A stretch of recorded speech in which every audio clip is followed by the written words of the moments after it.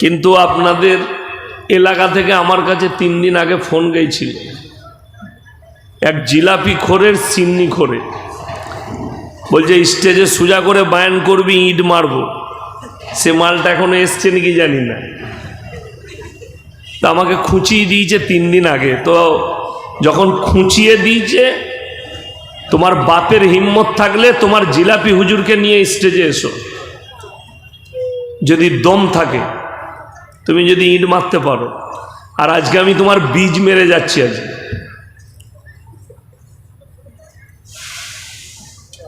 অপরাধ কি? একটাই অপরাধ। আমার কাছে মোবাইলে রেকর্ডিং আছে। লটারি হারাম কেন বলবেন?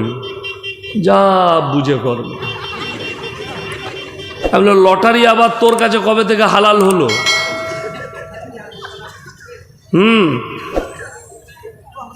আমি দুঃখ লাগে কি জানে, এই বাহাদুরপুরের মোড়টাতে সকালবেলায় পাবেন মুসলমান ছেলে লটারি বিক্রি করছে। লয়, হ্যাঁ, 1 নম্বর। এখন যদি কারো মনে হয়, আমি কিন্তু কারো মায়ে বোয়ানো লোক নয়। আমাকে দাওয়াত দিয়েছে মাদ্রাসার শিক্ষকরা, ভালোবেসে কমিটি দাওয়াত দিয়েছে, আলহামদুলিল্লাহ। কিন্তু কারুর বোঝানো, কারুর বলা বক্তব্য আমি দেবো না।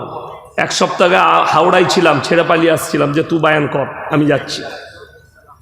ছেড়ে পালিয়ে আসছিলাম। আজকেও যদি মানা করে, পয়সা ফেক তামাশা দেখ, আমার পয়সা ফেলি দিয়ে আমি ঘর যাচ্ছি, তুই বুঝে লিগা না। আমি কালকে যেখানে যাব আবার একই কথা বলবো। আমি কারো মায়ে বোয়ানো কথা বলবো না।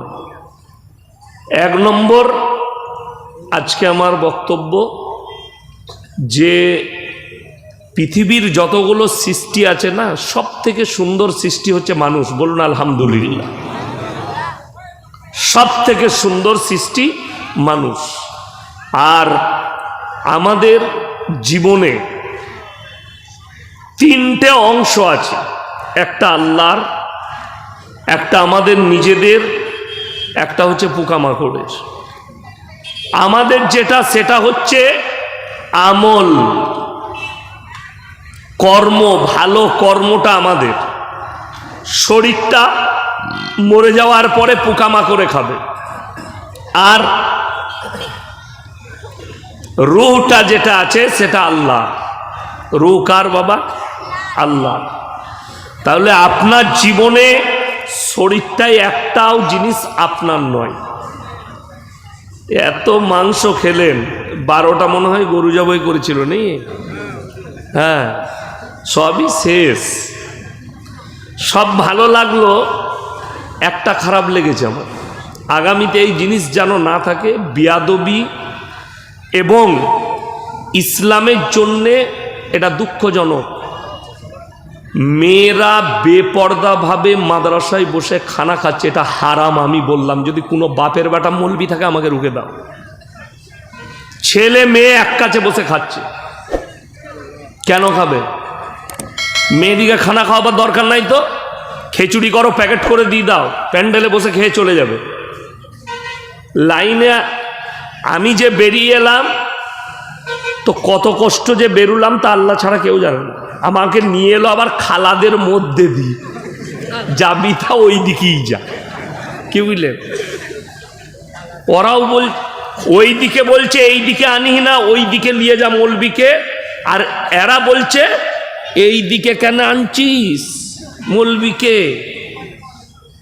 এত খাওয়ার ধুম, এত খায়, তো গরুর গোশ এত খাচ্ছেন, কাজের কিচ্ছু নয়। সব শরীরটা পোকামাকড়ে খাবে। কোরআনে আছে সূরা কাহাফ, একবারই 1ম পৃষ্ঠা, ইন্না জাআলনা মা আলাল আরদি যিনাতাল লাহা লিনাবলুয়াকুম আইয়ুকুম আহসানু আমালা। গোটা পৃথিবী সুসজ্জিত করেছি, সাজিয়েছি অনলি ফর, শুধুমাত্র আমার বান্দাদের জন্য। বলুন সুবহানাল্লাহ। যা কিছু দেখছেন, পাহাড় পর্বত, ঘর বাড়ি, নদ নদী নালা, যা কিছু দেখছেন সব কাদের জন্য? বান্দার জন্য। এবং কিয়ামতের দিনে আল্লাহ কি চেয়েছেন? বান্দাকে এত কিছু দেওয়ার পরে আল্লাহ একটা জিনিস চেয়েছেন। কটা বললাম? একটা, সেটা হচ্ছে নেক আমল, ভালো কর্ম, সৎ কর্ম। এটা আমার আল্লাহ চেয়েছেন। এই তোমরা চল যাও। সৎ কর্মটা আল্লাহ চেয়েছেন, আপনার জীবনের কর্ম। আল্লাহর কাছে ওইটাই কাজের।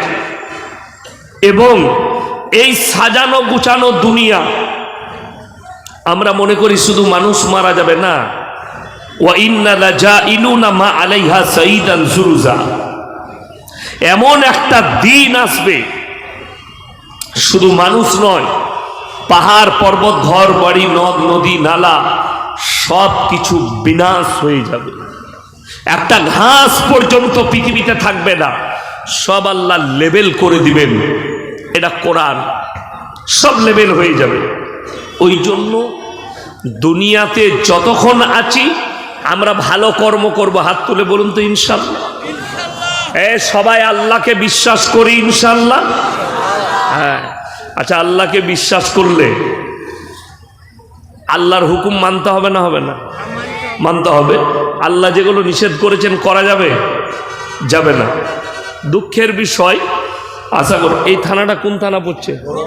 বড়ুয়া থানা। এই থানায় যতগুলো মুসলমান ভাই আছেন, ইমানদারির সঙ্গে বলুন তো, এখানে যতজন বসেছেন, সুদ খাওয়া যে হারাম এটা জানেন না? জানেন না আপনারা? আচ্ছা, হারাম তো। হারামটা মৌলবীদের তৈরি না আল্লাহর হুকুম? বাবা, আল্লাহর হুকুম। ওয়াহাল্লাল্লাহুল বাইয়া ওয়া হাররামার রিবা, সুদকে হারাম করেছি, ব্যবসাকে হালাল করেছি। তাহলে এই বড়া থানায় একটাও মুসলমান সুদ খায় না, তাই তো? খায় না তো? খায়। এখন এই বায়ান করলেই সুদখোররা গাল দিবে, দিবে না? দিবে না? দিবে। আচ্ছা বলুন তো, আমাকে গাল দিলে সুদ হালাল হয়ে যাবে তো নাকি? মৌলবীদিকে গাল দিলে হালাল হবে? হালাল হবে না। তুমি যদি নবীজিকেও গালি দাও, আল্লাহকেও গালি দাও, আল্লাহর কসম হালাল করতে পারবে না, আল্লাহ হারাম করেছেন। এখন মুসলমান সুদ খায় বিন্দাস। বেঈমান কাফেররা এত মাদ্রাসা জলসা, এত গ্রামে গ্রামে জলসা। পুইনানে ইস্তেমা হলো, 1 কোটি থেকে 2 কোটি লোক বলছে দুয়ায় সামিল হয়েছে। মুর্শিদাবাদ থেকে গাড়ি যাচ্ছে, ও গাড়িতে চেপে গেছে, ইস্তেমায় যাব, দোয়া কবুল হবে, গিয়ে কাঁদছে, দোয়া করে চলে এলো। আর ওর বউ হচ্ছে গ্রুপ লোনের হেড, দিয়ে বোঝে জান্নাতে যাব। আপনাদের এখানে গ্রুপ লোন বন্ধন লোন নাই? আছে। এখন কারা গাল দিবে? যার বউ গ্রুপ লোনের হেড তার। আচ্ছা বলুন তো, চুরি করা হারাম, এই কথাটা যদি আমরা বলি, চোরের গায়ে লাগবে না ইমানদারের গায়ে লাগবে? কথা বলেন। চোরের গায়ে। তো তোমার বউ যদি গ্রুপ লোনের হেড হয়, আমরা মৌলবীরা কি করবো? আমি বলছি তোর গায়ে লাগবে। তোর বাপের বেটা মৌলবী যদি থাকে, গ্রুপ লোন আর বন্ধন লোন, এটাকে যদি কোনো বাপের বেটা বাইক ক্যামেরা বলছি, সেই মৌলবী আমার পাশে বসবে, কোরআন হাদিস দিয়ে দলিল দিয়ে দিবে যে না হালাল। আমি জীবনে আর মুর্শিদাবাদে জলসা করবো না, এটা চ্যালেঞ্জ দিলাম। কোনোদিন আসবো না আর মুর্শিদাবাদে, শেষ আজকের জলসা। যদি তোমার কোনো বাপের বেটা মৌলবী হালাল বলে দিতে পারে বন্ধন লোন আর গ্রুপ লোনকে। ব্যবসা, সুদের ব্যবসা, যে খাতা সারে, যে দালালি করে, যত রকমের কাজ আছে সুদের সঙ্গে জড়িত, যারা থাকবে সমান পাপের হকদার হবে। সব থেকে নিম্ন স্তরের পাপ নিজের জন্মদাতা মায়ের সঙ্গে জিনা করার সমান পাপ হবে। বলুন নাউজুবিল্লাহ। নিজের আপন মা যে জন্ম দিয়েছে, সেই পাপ হবে। আমাদের দেশের মেয়েরা, কিছু লাভ হোক আর না হোক, 10টা মেয়ে গ্রুপ করেছে, একজন হেড, আর 9টা মেয়ে তাকে ম্যাডাম বলে ডাকে। মনে করে আমার যাহা ব্যাপার, ম্যাডাম হয়ে গেছে, স্কুলের নয়, সুদ খাওয়ার ম্যাডাম। আর লোককে বলে আমি হেড। তুমি সুদের হেডমাস্টার, কবরে যাও বুঝতে পারবে। মলবির মুখে লাগাম দেবে, আমাদের কথা মানবে না, মানো না। আল্লাহর কসম, কিয়ামতের দিনে তোমাকেও আল্লাহ দাঁড় করাবে আর আমাকেও দাঁড় করাবে।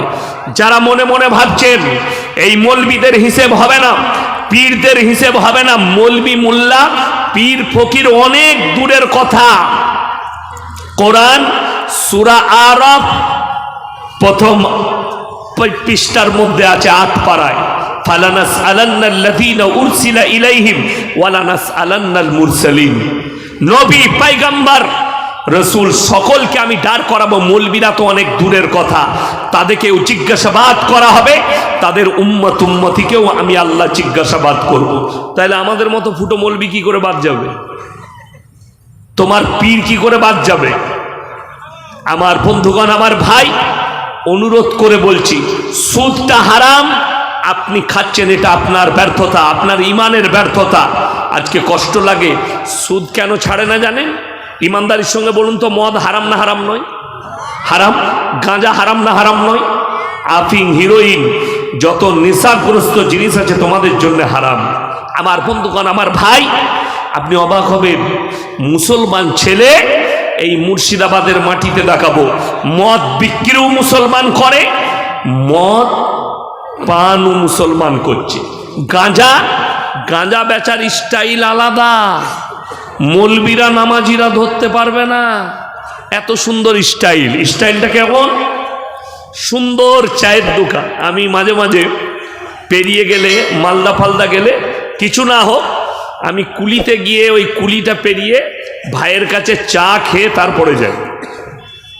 প্রায় আমি এদিকে পেরিয়ে গেলে, আজকেও নিয়ত ছিল আমার যে আমি ঢুকবো, আগে কুলি যাব, চা খাবো, হোটেলে বসে কাবাব খাবো, তারপরে এসে জলসায় ঢুকবো, এটা নিয়ত ছিল। কিন্তু আমার চোখে ঘুম, রাত্রে ঘুমাতে পারিনি। দুঃখের বিষয়, আমার গ্রামের একটা মেয়ে বীরভূমে বিয়ে হয়েছিল, কালকে রাত্রে বাচ্চা প্রসব হয়েছে, কাল বিকেলে হঠাৎ নাক মুখ দিয়ে রক্ত, আজকে সে মারা গিয়েছিল। আল্লাহ তাকে জান্নাতি করুক, বলুন আমিন। বাচ্চাটা রয়ে গেছে, আল্লাহ তার ভাগ্যকে তুমি ফিরিয়ে দাও, বলুন আমিন। মেয়ে বাচ্চা হয়েছে, এতে দুঃখর কিছু নাই। তো যে নার্সিংহোমে হয়েছে ওটা আমার বন্ধুর নার্সিংহোম, আশা নার্সিংহোম, আমার বন্ধু, খুব ক্লোজ বন্ধু নাসির ভাই। আমি গেলাম, তারা খুবই ভদ্র, দেখুন ইমান থাকলে তারা মেনে নিবে। আমি তার পরিবারকে ডাকলাম যে হায়াত আর মত আল্লাহর হাতে, শুধু বাহানার একটা প্রয়োজন, অ্যাক্সিডেন্ট বাহানা, পানিতে ডুবা বাহানা, আগুনে পোড়া বাহানা, বাচ্চা হওয়াটা বাহানা, ওষুধ বাহানা, ডাক্তার বাহানা, পড়ে যাওয়া বাহানা, মৃত্যুটা সত্য। এইটা হচ্ছে ঈমান, যে না, মৃত্যু তকদিরে ছিল, মৃত্যু হতেই পারে। যে ডাক্তারবাবু সিজার করেছেন, খুব ভালো ডাক্তার, রাজু সানা, আমার বড় মেয়ে যখন পয়দা হয় উনি দেখেছিলেন, রাজু সানা, খুব ভালো ডাক্তার। এখন হায়াত নেই, কে আর কি করার আছে, এইটা হচ্ছে ব্যাপার। যাই হোক, আমি ঘুমাতেও পারিনি। তো এই গোটা পশ্চিমবাংলায় এমন কিছু চায়ের দোকান চলছে, আমরা গেলে, ও হুজুর এইছে, দাঁড়া চেয়ারটা মুছি, হুজুর মুছে দিলে, বসলাম, চা বিক্রি করছে। চা আমার জন্যে গাঢ় দুধের চা হবে। আরো দুজন বাইক নিয়ে এলো, ঢোকার পরে বলছে, ভাই দুটো চা দে তো, আর দুটো দিস। আমি চিন্তা করলাম, শালা চা দুটো দে আবার দুটো দিস, ওই মাল দুটো কি আমরা তো জানি না। আর ওরা মনে করছে মৌলবীরা তো বুকা, স্কুলে যায়নি। ওই দুটো কি জানেন? গাঁজার পুড়িয়া। হারামখোর চায়ের দোকানে গাঁজার পুড়িয়া বিক্রি করছে, ও মনে করছে মৌলবীরা জানতে পারবে না। আমরা তো ইশারায় কথা বলছি। বড় কষ্ট লাগে, দুঃখ লাগে, বেদনা। মুসলমান কুলিতে চলুন, প্রকাশ্যে বিক্রি করছে মুসলমান লটারির টিকিট। সে মাল আবার জুম্মার দিনে আতর লাগিয়ে ফাঁস কাতারে বসে। আমি বললি খারাপ বলবি, গালি দেবে। সুদখোর, সুদখোর কিন্তু জুম্মার দিনে আগে গোসল করে। হ্যাঁ, আতরটা দাও তো গো, বগলে আতর লাগাচ্ছে। বাপ নাম রেখেছে আতর আলী, আর বগলে গুয়ের গন্ধ। ওর পাপের ঠিক ঠিকানা নাই, আর ও গোলাপের আতর লাগিয়ে জুম্মা পড়তে যাবে। হারামখোর, তোর শরীরের মাংসতে এত দুর্গন্ধ, তো মসজিদ যাওয়াটাই তোর জন্য সারা। কে বলল? এখন অনেকজন বলবেন সুদখোর কি মসজিদে যেতে পারবে না? না, যতক্ষণ পর্যন্ত সে ইস্তেগফার না করছে, সে তো মায়ের সঙ্গে জিনা করার পাপ করছে। দুঃখটা এক জায়গায়, আমাদের দেশের মানুষ সুদ ছাড়ছে না, গাঁজা ছাড়ছে না, মদ ছাড়ছে না, পাপ ছাড়ছে না। তার মারাত্মক দুটো কারণ। একটা হচ্ছে কি? একটা হচ্ছে এই যে জালসা। আমার আগে আজিজুল ভাই আদায় করছিল না, আদায় দাও ভাই। তো আমি তো এই আদায়কারী বক্তা আলাদা, সুর করে আদায় করে, তো অনেকজনা টাকা দিয়েছেন। এখন আমরা বক্তারা কি করে চিনব? আপনারা মোবাইলে আমাকে দেখেছেন, আমি কিন্তু সকলকে চিনি না। আমি বললাম বাবা, আল্লাহর রাস্তায় টাকা দিলে জান্নাতে চলে যাবেন, কোরআনের মহব্বতে টাকা দিলে জান্নাতে যাবেন। একজন সুদখোর দিলে দেখলে সারা জান্নাতে যাবার লাইনটা হুজুরি বলে দিয়েছে। ছুটে এসে 2000 টাকা দিলে, আমি তো চিনি না সে সুদখোর, আর সে বলছেও না সুদের টাকা। সে বললে আমি দিলাম 2000। আর আমার দোয়া, আহারে বান্দারে গোদাই বসেছিল, আর ছিল কিনা ছিল, ছুটে এসে 2000 দিল, দিয়ে তাকে জান্নাতে ভরে দিলাম। সে দেখলে এত ভালো জান্নাত আর কোথাও পাওয়া যাবে না। ও আর সুদ ছাড়ে? ও তো আর বলছে না আমাদিকে, তুই একবার হুজুরকে বললি না যে হুজুর আমি সুদের টাকা দিচ্ছি, হুজুর লিত কিনা, মাদ্রাসাওয়ালা লিত কিনা একবার দেখতিস। নাম্বার 2, আর একটা লাইন আছে, ওই যে আমাকে ইট মারবো বলেছে জিলাপি হুজুরের মুড়ি, কেন?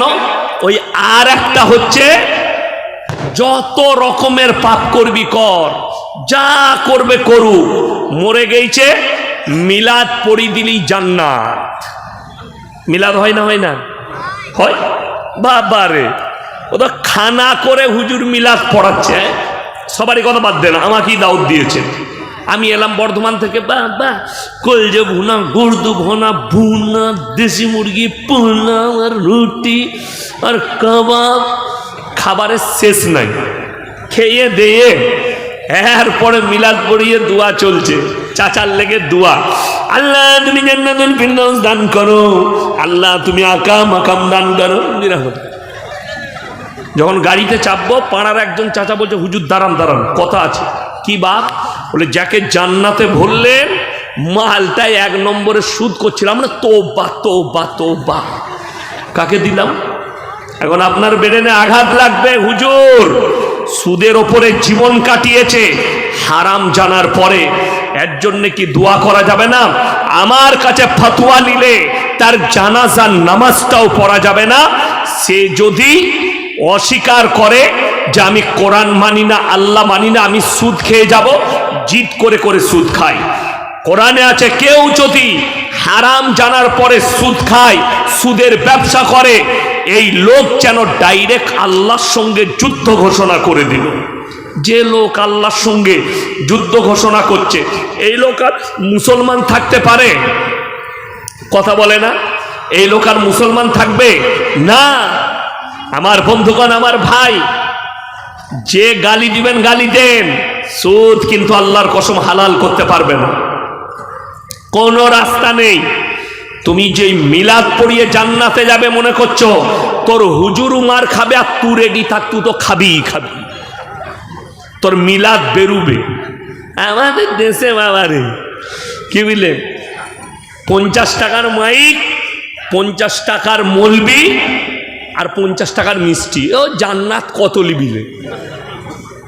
খালি জিলাপি এলি হলো 2 কিলো জিলাপি 100 টাকা, মাইকের ভাড়া 100 আর হুজুরের 100। এই দেখুন না, জান্নাত কে জীবনে নামাজ পড়ে না, পুরো বছর নামাজ নাই, এই শবে বরাত আসছে, কালকে রাতে আগুন লাগিয়ে দিবে এরা নামাজ পড়ে।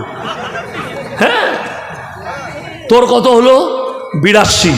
তোর গোটা কলকাতা, হাওড়া, মিটিয়াবুরুজ, হুগলি, মুর্শিদাবাদ সারা রাত কারা ছুটে বেড়ায় জানেন? গুটকা খোরগুলো, গুটকা খোরগুলো। আর বাইক নিয়ে মাঝে মাঝে কবরস্থানে যাচ্ছে।